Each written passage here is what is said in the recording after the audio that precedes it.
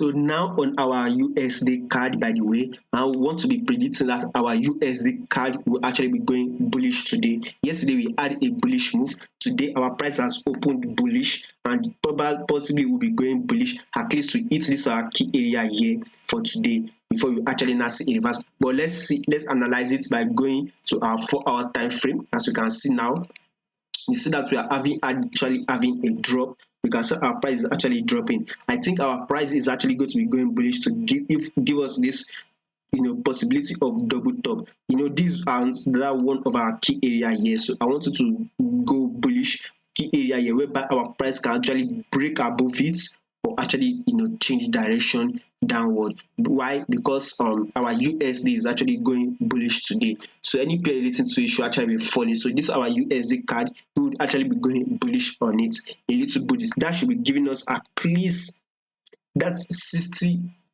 to 65 pips to grab if you are to go bullish on our USD CAD. And if you want to take your trade on USD, our advice, don't take trade on your USD CAD.